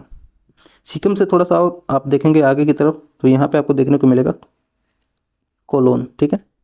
Colon कहाँ पे है? तो दिस इज कोलोन। ये जो स्ट्रक्चर दिख रहा है ये पूरा क्या है? कोलोन है। We are talking about this one, this is colon. ठीक है। अब कोलोन जो है ये पूरा यहाँ से लेके ये, फिर ये, और यहाँ पे नीचे जो उतर रहा है ये, और थोड़ा सा यहाँ पे नीचे की तरफ ये जो मुड़ा हुआ है, दिस ऑल्सो, ये सब का सब क्या है? कोलोन है। ये पूरा स्ट्रक्चर क्या है? कोलोन है। ठीक है। अब कोलोन कितने तरह के स्ट्रक्चर में देखे तो ये असेंडिंग था, यहाँ पे देखिए आप, सबसे पहले ऊपर जा रहा है असेंडिंग है, फिर ट्रांसवर्स है, उसके बाद डिसेंडिंग है, और उसके बाद यहाँ पे सिग्मॉइड है। 4 तरह के कोलोन आपको देखने को मिलेंगे। ओके। ये कोलोन किससे कनेक्टेड है? तो यहाँ पे देखिए ये कोलोन कनेक्टेड है, दिस इज रेक्टम। क्या कहलाता है ये? This is rectum. ठीक है। तो कोलोन कनेक्टेड है रेक्टम से, और यहाँ पे रेक्टम फिर आपको देखने को मिलेगा, रेक्टम कनेक्टेड है एनस के साथ। यहाँ पे लास्ट में क्या है? This is anus. ओके। तो आई होप आपको 3D में भी देखकर सारी चीज़ें अच्छे से क्लियर हुई होंगी और समझ में आई होंगी। अब हम लोग चलते हैं वापस और समझते हैं एक एक के बारे में, फंक्शन के बारे में, कि क्या कहाँ पे कौन सा फंक्शन हो रहा है। ठीक है। तो देखिए जो लार्ज इंटेस्टाइन है यहाँ पे मेनली एक ही काम होने वाला है, वो है एब्जॉर्प्शन ऑफ वाटर। क्या होने वाला है लार्ज इंटेस्टाइन में? Absorption of water. ठीक है, यानी जो पानी है उसका एब्जॉर्प्शन होगा। हमने जो भोजन किया है उसमें कुछ ना कुछ हम पानी पीते रहते हैं, ठीक है, दिन भर में कुछ ना कुछ हम पानी एब्जॉर्ब करते हैं, पानी पीते हैं, ठीक है। वो पानी जो हमारे साथ आ रहा था वो अब तक अच्छे से कहीं भी एब्जॉर्ब नहीं हुआ है। तो जो यहाँ पे लार्ज इंटेस्टाइन है उसमें सबसे पहला काम क्या है कि सबसे पहले जो वाटर है उसको एब्जॉर्ब करो और वहाँ से सारी चीज़ों को बाहर निकालो, ठीक है। तो वाटर का एब्जॉर्प्शन क्या होता है यहाँ पे सबसे ज़्यादा इसका मेन और महत्वपूर्ण काम है, ठीक है। तो सबसे पहला काम क्या है कि वाटर एब्जॉर्प्शन, वाटर एब्जॉर्प्शन, ठीक है। इसके साथ ही कुछ इलेक्ट्रोलाइट्स आते हैं हमारे बॉडी में, इलेक्ट्रोलाइट्स। इलेक्ट्रोलाइट्स क्या होते हैं, तो देखिए जब भी हम भोजन करते हैं तो हम कुछ ना कुछ अलग अलग तरह के विभिन्न प्रकार के भोजन को ग्रहण करते हैं। फॉर एग्जांपल सपोज कीजिए आप बनाना खा रहे हैं, केला खा रहे हैं, ठीक है। बनाना में क्या होता है, तो इसके अंदर होगा आपको पोटेशियम देखने को मिलेगा, फिर मैग्नीशियम देखने को मिलेगा, ठीक है। तो कुछ भी हम खा रहे होते हैं तो उसमें अलग अलग तरह के आयंस होते हैं। यदि आप नमक खा रहे हो, सॉल्ट, ओके, सॉल्ट में क्या होता है, सोडियम होता है, क्लोरीन होता है, ठीक है। तो अलग अलग तरह के आयन हमारे बॉडी में एंटर करते रहते हैं, ठीक है। अब यही जो आयंस हैं ये आयन ही मिल करके क्या कहलाते हैं, इलेक्ट्रोलाइट्स। क्या कहलाते हैं, इलेक्ट्रोलाइट्स, ठीक है। और इनकी हमारी बॉडी को सख्त ज़रूरत होती है ताकि हमारी बॉडी डिहाइड्रेट ना हो। तो इलेक्ट्रोलाइट्स को भी क्या करता है, ये एब्जॉर्ब्स करता है, ठीक है। तो absorbs electrolytes, okay. Then next इसका क्या काम है, तो जो लार्ज इंटेस्टाइन है इसका नेक्स्ट जो काम है दैट इज जो भी बचा हुआ फूड है, अनडाइजेस्टेड फूड है, इसको कन्वर्ट करना फीसेस में, यानी कि इसको मल के रूप में चेंज करना या कन्वर्ट करना, ठीक है। ये इसका लास्ट वर्क है। तो यहाँ पे क्या क्या हो रहा है, वाटर एब्जॉर्ब हो रहा है, इलेक्ट्रोलाइट्स एब्जॉर्ब हो रहे हैं, और साथ ही साथ जो ऐसा फूड है जो अनडाइजेस्टेड है, जिससे अब किसी भी तरह के डाइजेशन की उम्मीद नहीं है, उसको ये क्या करता है, अवशिष्ट पदार्थ में कन्वर्ट कर देता है, जिसे हम लोग क्या करते हैं, बाहर निकाल देते हैं अपने शरीर से, ठीक है। तो ये है मुख्य काम लार्ज इंटेस्टाइन का, ठीक है। यहाँ पे एक और चीज़ आपको समझनी चाहिए कि यहाँ पे एक आपको जो सीकम देखने को मिला था, सीकम हम लोगों ने जब बात करी थी, इसको ड्रॉ किया था कुछ स्ट्रक्चर कुछ इस तरह से, ठीक है। तो यहाँ पे एक हम लोगों को स्ट्रक्चर देखने को मिला था कुछ इस तरह से बाहर निकला हुआ था। ये जो स्ट्रक्चर है सीकम के पास, इस सीकम में ये जो स्ट्रक्चर है इसे हम लोग कहते हैं अपेंडिक्स। क्या बोलते हैं, अपेंडिक्स, ठीक है। अपेंडिक्स क्या है, ये एक तरह का वेस्टेज ऑर्गन है, ठीक है। यानी कि ऐसा ऑर्गन जिसकी हमारे बॉडी को फिलहाल में किसी भी तरह की ज़रूरत नहीं है, ठीक है। हमारे बॉडी में ऐसे कई सारे ऑर्गन्स हैं जो एक्चुअली में इतना रिक्वायर्ड नहीं है जितना बॉडी को, क्योंकि क्या होता है कि समय के साथ जब इवोल्यूशन होता गया है तो हमारी बॉडी ने अपने आप को अडॉप्ट किया है अलग अलग चीज़ों। हम पहले शाकाहारी थे, तो शाकाहारी जितने भी शाकाहारी जीव होते हैं उनमें अपेंडिक्स का बहुत ही ज़्यादा इंपॉर्टेंट रोल होता है। वो क्या करता है कि ये जितने भी शाकाहारी जीव हैं जो साग सब्जी खाते हैं उन सबको डाइजेस्ट करने में अपेंडिक्स का बहुत बड़ा रोल होता है, ठीक है। क्योंकि इंसानों का जो इवोल्यूशन है फूड सिस्टम का, ये काफ़ी बदलता रहा है, और आज के समय में चूँकि लोग साग सब्जी तो खाते ही हैं लेकिन उसके साथ साथ और भी अन्य चीज़ों को हम लोगों ने अडॉप्ट कर लिया खाने के रूप में, ठीक है। तो ऐसे में अपेंडिक्स का अभी इतना ज़्यादा काम रह नहीं गया। और कई बार आपको देखने को मिलता है कि यहाँ अपेंडिक्स में कई बार ऐसी चीज़ें आ जाती हैं जो अनडाइजेस्टेड होती हैं और यहाँ पे फंस जाती हैं। कोई भी चीज़ यदि यहाँ पे फंस जाए या फिर अपेंडिक्स में किसी तरह की चोट लग जाए तो अपेंडिक्स क्या होता है, फूलने लगता है या फिर इसमें किसी तरह का इन्फ्लेशन होने लगता है, ठीक है। और ऐसे में यदि एक बार यहाँ पे कोई भी किसी भी तरह का घाव बनना शुरू हो गया तो क्या करते हैं डॉक्टर, इसको काट करके यहाँ से निकाल देते हैं, यानी कि हमारी बॉडी से अपेंडिक्स को निकाल देते हैं। क्योंकि उनको पता है कि इसके बिना भी हमारे बॉडी का काम चल जाएगा, तो वो क्या करते हैं, इसको काट करके निकाल देते हैं, ठीक है। तो अपेंडिक्स का ऑपरेशन कई लोग, आप लोगों ने सुना होगा कि आपके आस पड़ोस में कई लोग रहते हैं जिन्होंने अपने अपेंडिक्स का ऑपरेशन करवा लिया होता है और उसको कट करके निकलवा देते हैं, अपेंडिक्स जो है इसको बाहर निकलवा देते हैं, ठीक है।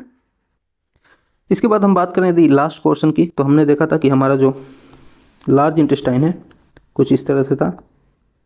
यहाँ पे सीकम है, सीकम के बाद यहाँ पे ट्रांसवर्स कोलोन थी, उसके बाद नीचे की तरफ डिसेंडिंग कोलोन थी, और ये कनेक्टेड था सिग्मॉइड से होते हुए रेक्टम के साथ, ठीक है। क्या था, रेक्टम था यहाँ पे लास्ट में, और ये कनेक्टेड है एनस के साथ। तो यहाँ पे जो रेक्टम है, ठीक है, रेक्टम, इसको आप कह सकते हो this is the last part of our whole alimentary canal. यहीं पे एलिमेंट्री कैनाल जो हम आहार नली की बात कर रहे थे वो क्या है, ये लास्ट पार्ट है उसका, ठीक है। अब यहाँ पे भोजन की जो पाचन की प्रक्रिया है यहाँ पे बिल्कुल खत्म हो चुकी है, ठीक है। अब इसके बाद क्या है, यहाँ से भोजन सीधे बाहर निकल जाएगा। यहीं पे आपको एक चीज़ देखने को मिलेगी कि हमारा जो फूड है वो मिक्स होता है किसके साथ, बिलिरुबिन के साथ। तो यहाँ पे जो अनडाइजेस्टेड फूड है वो मिक्स होता है किसके साथ, बिलिरुबिन, बिलिरुबिन, ठीक है। ये बिलिरुबिन कलर में कैसा होता है, तो ये कलर में कैसा होता है, येलो, ठीक है। और इसी के कारण जो भी हमारा मल है जो बाहर निकलता है शरीर से वो कैसा होता है, so that is basically yellow in the nature. कैसा देखने को मिलता है, कलर में येलो होता है, ठीक है। और साथ ही साथ एक और चीज़ आप ध्यान रखिएगा कि यदि बिलिरुबिन, ये बिलिरुबिन प्रोड्यूस किसके द्वारा होता है, बिलिरुबिन प्रोड्यूस होता है लीवर के द्वारा, ठीक है। और यदि लीवर बहुत ही ज़्यादा मात्रा में बिलिरुबिन प्रोड्यूस करने लगता है तो ऐसे में हमारी पूरी बॉडी में येलोइश कलर आने लगता है, हमारी आंखों में भी येलो कलर दिखने लगता है, हमारा जो यूरिन है वो भी येलो कलर में दिखाई देने लगता है। और ये सब चीज़ें फिर किस में कन्वर्ट हो जाती हैं, तो ये कन्वर्ट हो जाती है जॉइंडिस में, ठीक है, जॉइंडिस। और जॉइंडिस यानी कि पीलिया, इसे हम लोग कहते हैं, क्या कहते हैं, पीलिया, ठीक है। तो एक तरह की बीमारी है जिसमें हर एक चीज़ पीली हो जाती है हमारे बॉडी में, ठीक है। आँख भी पीला दिखने लगेगा, वैसे ही हमारा जो नाखून है वो भी पीला दिखने लगेगा, यूरिन जो है वो भी पीला होने लगता है, ठीक है। तो इसका नॉर्मल सा इलाज है कि हमारा जो भोजन है उसको कंट्रोल किया जाए, भोजन का जो हम भी जितना भी ऑयली चीज़ें खा रहे हैं या फिर तेल मसाला खा रहे हैं तो उन सबको थोड़ा कम करने पर जॉइंडिस धीरे धीरे अपने आप सही हो जाता है। हालाँकि इसकी दवाइयाँ भी होती हैं लेकिन ज़्यादातर ये इन्हीं सब चीज़ों से सही हो जाता है, सिर्फ और सिर्फ अपने भोजन पर कंट्रोल करने से ही, ठीक है। साथ ही साथ जो हम लोगों ने रेक्टम के बारे में पढ़ा, जो लास्ट पोर्शन है रेक्टम जो कि एनस से कनेक्टेड रहता है, ठीक है। तो दिस इज रेक्टम। देखिए यहाँ पे क्या है कि अनडाइजेस्टेड फूड है, अनडाइजेस्टेड, ठीक है, फूड यानी कि इसमें से सारे न्यूट्रिएंट्स बाहर निकाल लिए गए और इसमें सिर्फ और सिर्फ कुछ ऐसे ही तत्व होंगे जो कि हमारी बॉडी के लिए बिल्कुल ज़रूरत नहीं है ऐसे तत्वों की, ठीक है। और ऐसे में क्या होता है कि यूरिया हो चुका है, ठीक है, यूरिया होता है। ये यूरिया क्या है कि समय समय पे ये बदलता रहता है, यानी कि यदि यूरिया है तो ये अमोनिया में चेंज हो जाएगा, ठीक है, अमोनिया में, ठीक है। कहने का मतलब है कि यदि यहाँ पे अनडाइजेस्टेड फूड काफ़ी देर तक रहता है, जो इसका नेचुरल टाइम है उससे ज़्यादा हम इसमें यदि स्टोर करके रखते हैं तो ये फिर एक बीमारी का नाम ले लेता है और वो बीमारी कहलाती है पाइल्स, ठीक है। क्या कहलाती है, पाइल्स। फिर चलने फिरने में लोगों को दिक्कत होती है, फिर पाइल्स का ऑपरेशन करवाते हैं लोग। तो उससे अच्छा है कि आप समय से अपनी जो भी लघु संख्या दीर्घ संख्या उसको निपटाते रहिए, ठीक है। यदि आप ज़्यादातर अनहाइजेनिक तरीके से रहेंगे तो फिर आपको अलग अलग तरह की बीमारियां यहाँ पे देखने को मिल सकती हैं, ठीक है। तो ये था something about large intestine. Large intestine के बारे में ये सारी चीज़ें थी।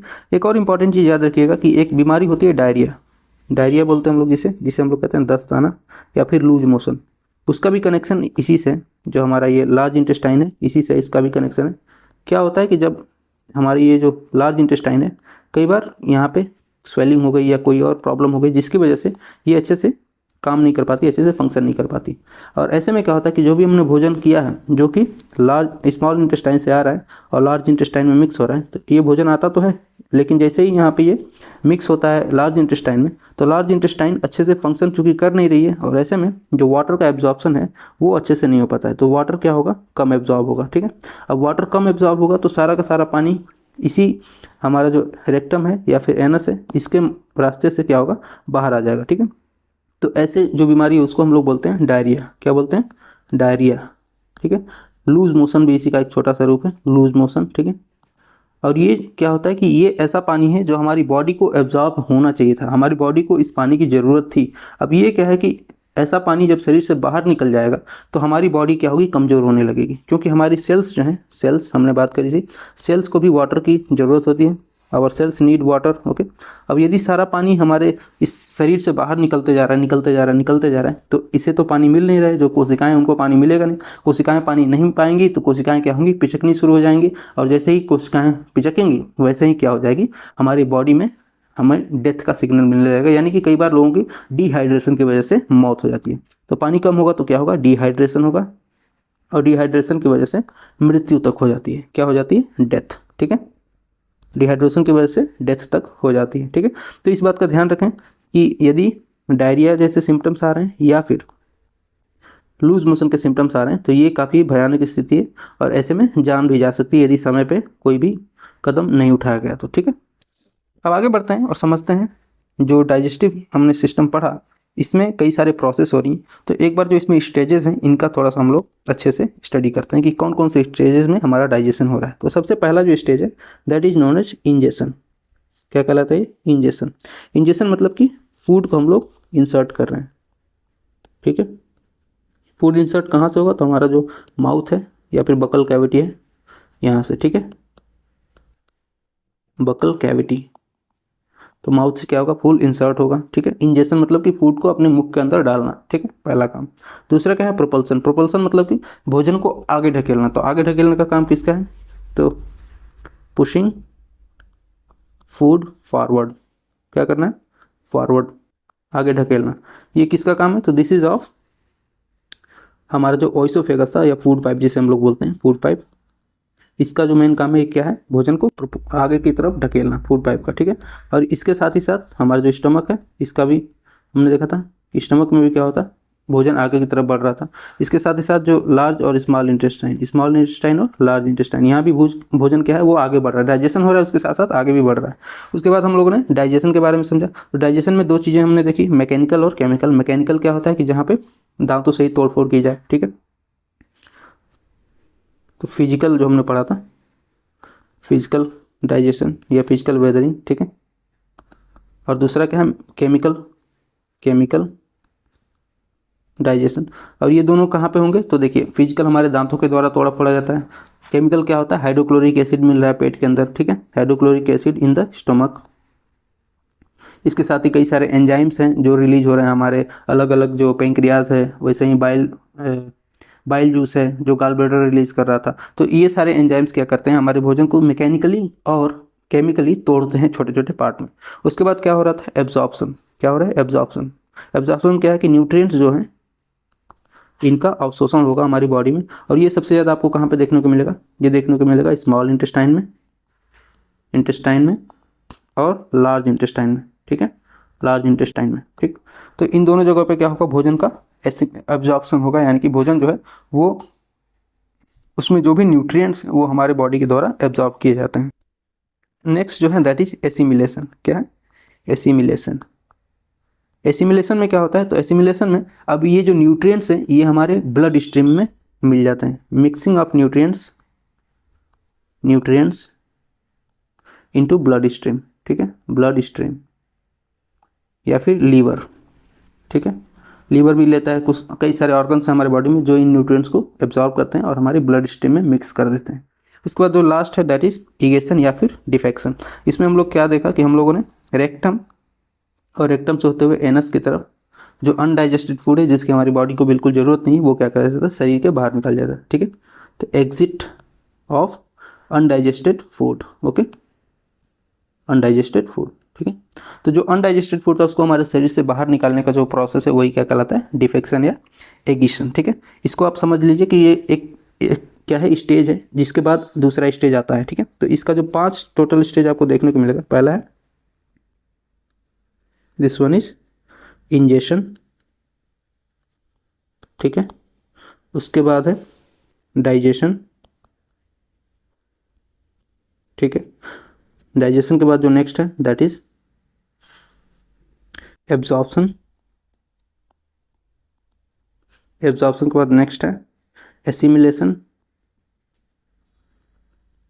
ठीक है। और एसिमिलेशन के बाद नेक्स्ट है डिफेक्शन, ठीक है। तो इस चीज़ को आप याद रखिएगा। इसका कई बार क्वेश्चन कुछ इस तरह से सेट कर देगा कि इन सबको दे देगा, नाम लिख देगा और बोल देगा कि इनको क्रम में सजाइए, या फिर जो कई सारे ऑप्शन होते हैं कि उसमें 1 2 3 ऐसे ABCD करके दे देगा और सबको क्रम में लगा कर दे देगा, और बोलेगा कि what is the correct order. तो करेक्ट ऑर्डर आपको पिक करना होगा। तो याद रखिएगा, सबसे पहले इंजेक्शन, डाइजेशन, एब्जॉर्प्शन, एसिमिलेशन और डिफेक्शन लास्ट में होगा, ठीक है। तो इस क्रम को याद रखिएगा, ओके। अब इसका जो डिटेल यहाँ पे दे रखा है हमने कि कौन से में प्रोसेस क्या होती है और की ऑर्गन कौन से हैं जो इन्वॉल्व होते हैं, इनको थोड़ा सा आप याद रखिएगा, ओके। अब आगे बढ़ते हैं और कुछ इंपॉर्टेंट फैक्ट समझ लेते हैं जो कि संबंधित है डाइजेशन से, ओके। तो देखिए, यदि हम बात करेंगे फैक्ट्स रिलेटेड टू डाइजेशन की, तो इसमें सबसे इंपॉर्टेंट फैक्ट है वो है कि पानी के बारे में, ठीक है। जैसे कि वाटर जो है इसका क्या रोल है, तो वाटर का बहुत ही ज़्यादा इंपॉर्टेंट रोल होता है हमारे पूरे डाइजेशन के प्रोसेस में। तो डाइजेशन में सबसे ज़्यादा जो इंपॉर्टेंट रोल है वाटर का क्यों है, क्योंकि ये क्या करता है, मिक्सिंग करता है। वाटर यदि हमारे भोजन में रहेगा तो ये मिक्सिंग करेगा किस चीज़ की, जितने भी एंजाइम्स हैं, ठीक है, डाइजेस्टिव एंजाइम्स हैं, गैस्ट्रिक जूस हैं, तो गैस्ट्रिक जूस हैं, इन सबको मिक्स करने का काम किसका है, तो पानी का। पानी यदि हम पीते हैं तो ये क्या होगा, मिक्स होगा, जितने भी जैसे हाइड्रोक्लोरिक एसिड था हमने बात करी थी हाइड्रोक्लोरिक एसिड की, तो हाइड्रोक्लोरिक एसिड हुआ या फिर बाइल जूस हुआ, बाइल जूस हुआ, ठीक है। ये सब मिक्स कैसे होंगे भोजन में? तभी मिक्स होंगे जब हमारे भोजन में कुछ ना कुछ पानी की मात्रा हो, ठीक है। ऐसा नहीं कि एकदम सूखा भोजन कर रहे हैं जिसमें पानी ही नहीं है, तो हमारा जो इंटरनल ऑर्गन सिस्टम है ये बहुत ज़्यादा पानी प्रोड्यूस नहीं करेगा, बहुत ज़्यादा ये एंजाइम्स ऐसा नहीं प्रोड्यूस कर पाएगा जो मिक्स हो पाए। यदि प्रोड्यूस करेगा तो अच्छे से मिक्स नहीं होंगे। तो अच्छे से मिक्स होने के लिए पानी का पर्याप्त होना हमारी बॉडी में ज़रूरी है जब हम भोजन करें उस समय। और ऐसा भी नहीं कि बहुत ज़्यादा पानी पी लेना है, बहुत ज़्यादा पानी पी लेंगे तो जो भी एंजाइम रिलीज होंगे उनका कंसंट्रेशन ही कम हो जाएगा और हमारा भोजन अच्छे से डाइजेस्ट नहीं होगा, ठीक है। तो भोजन जितना कर रहे हैं उसमें से थोड़ा बहुत मात्रा हमारा पानी होना चाहिए। जैसे कि सपोज कीजिए कि हमने 100% भोजन किया है तो उसमें से 25% हमें क्या रखना चाहिए, पानी की मात्रा रखनी चाहिए। इससे ज़्यादा पानी हमें ज़रूरत नहीं है, ठीक है। उसके बाद जो नेक्स्ट फैक्ट है वो है वॉमिटिंग आफ्टर ह्यूज मील। कई बार ऐसा होता है कि जब हमारा स्टमक है, जैसे हमने बात करी थी ये हमारा स्टमक है, ठीक है, इसमें क्या होता है कि हम भोजन तो कर लेते हैं, ठीक है, लेकिन भोजन के तुरंत बाद वोमिटिंग हो जाती है। ऐसा क्यों होता है? तो देखिए ऐसा इस स्थिति में होगा कि यदि हमने भोजन बहुत ही ज़्यादा कर लिया, यहाँ पे एक वॉल्व होता है जो कि रोक के रखता है, यहाँ से भोजन का जो आउटब्रेक है बाहर की तरफ उसको रोक के रखता है। लेकिन कई बार क्या होता है कि हम ज़बरदस्ती बहुत ज़्यादा भोजन कर लेते हैं, ऐसा कई बार देखने को मिलता है, कई भुक्खड़ लोग होते हैं ऐसे। तो क्या होता है कि वो इतना ज़्यादा भोजन कर लेते हैं कि हमारा जो स्टमक का साइज है ये बहुत ही ज़्यादा फूल जाता है, ठीक है। तो ये जब फूल जाएगा पूरा तो ऐसे में क्या होगा कि इसकी जो कैपेसिटी है उस कैपेसिटी से हमने ज़्यादा इसके अंदर ठूस दिया है। ऐसे में क्या होगा कि ब्लास्ट होना ज़रूरी है, क्योंकि इसके अंदर जब प्रोसेस हो रहा है इसके अंदर हमने देखा था कि हाइड्रोक्लोरिक एसिड आएगा, हाइड्रोक्लोरिक एसिड के साथ साथ गैस्ट्रिक जूसेस यहाँ से रिलीज होते हैं। अब ये सारी चीज़ें जब मिक्स होंगी और यहाँ बॉडी वाले पोर्शन में जब मिक्सिंग हो रही थी पूरे फूड की, तो इस फूड का जो वॉल्यूम है वो अपने आप बढ़ना शुरू होगा। और जो फूड का वॉल्यूम बढ़ेगा, यहाँ से वाटर भी हमने ले रखा है इनटेक, अब ये सब चीज़ें जब बढ़ेंगी, फूड का जो यहाँ पे मिक्सिंग होगा, कुछ गैसेस भी इसमें बनेंगी, और वो गैसेस जब बनेंगी तो उनको चाहिए थोड़ा स्पेस, और हमने बिल्कुल स्पेस नहीं छोड़ा, पूरे भोजन को भर दिया है, पूरे स्टमक को भर दिया है भोजन से। अब इसमें इतना ज़्यादा जब भोजन हो गया तो ये क्या करता है, ब्लास्ट करता है। ब्लास्ट कैसे करेगा? तो जो यहाँ पे आपको देखने को मिल रहा है, यहाँ पे आपको देखने को मिल रहा है कि जो स्टमक है हमारा, यहाँ से ये जो वॉल्व है ये खुल जाते हैं और पूरा भोजन क्या होगा, बाहर की तरफ हमारे मुख से बाहर हो जाए। तो हमारे माउथ से बाहर होता है, यानी कि वोमिटिंग होती है, ठीक है, वोमिटिंग, ठीक है। और वो वोमिटिंग एसिडिक होगी। कैसी होगी? एसिडिक। आपने ऐसा महसूस भी किया होगा कभी, यदि वोमिटिंग होती है भोजन करने के बाद तो वो कैसी होती है? एसिडिक होती है। क्यों एसिडिक होती है? क्योंकि यहाँ पे कार्डिया में हाइड्रोक्लोरिक एसिड मिल चुका होता है भोजन में, और वो बहुत ही ऐसा आपको बहुत बेकार लगता है, एसिडिक है नेचर में, तो वो अच्छा नहीं लगता टेस्ट में, ठीक है। वो क्या हो रहा है, पूरा बाहर आ रहा है। और ऐसा क्यों होता है? जब हमने ओवर ईटिंग कर लेते हैं। क्या होता है? ओवर ईटिंग, ठीक है। तो कभी भी भोजन उतना ही करना चाहिए जितने हमें ज़रूरत है, थोड़ा स्पेस हमें अपने पेट में रखना चाहिए ताकि जो भी केमिकल और फिजिकल प्रोसेस यहाँ पे हो रही हैं वो अच्छे से प्रोसेस हो सकें, ठीक है। नेक्स्ट जो है वो है स्लीप आफ्टर ह्यूज मील। इसकी बात हम लोगों ने पिछले क्लास में भी करी है। क्यों कभी हम लोग ज़्यादा खाना खा लेते हैं, ज़्यादा भोजन कर लेते हैं तो हमें नींद क्यों आती है? तो हमने देखा था कि जो स्टमक है, स्टमक में हमने देखा था कि जो इसकी दीवारें हैं यहाँ से एंजाइम से अलग अलग तरह के रिलीज हो रहे हैं। जैसे कि पहला ये है कार्डिया, और कार्डिया से क्या रिलीज हो रहा था? हाइड्रोक्लोरिक एसिड, हाइड्रोक्लोरिक एसिड, और इसके साथ ही साथ यहाँ पे फंडस है, फिर बॉडी है, और यहाँ पे गैस्ट्रिक ग्लैंड्स हैं, ठीक है। तो इन सब से कुछ ना कुछ एंजाइम्स रिलीज हो रहे हैं, और यहाँ पे क्या हो रहा है? वर्क चल रहा है, एक तरह का काम चल रहा है, ठीक है।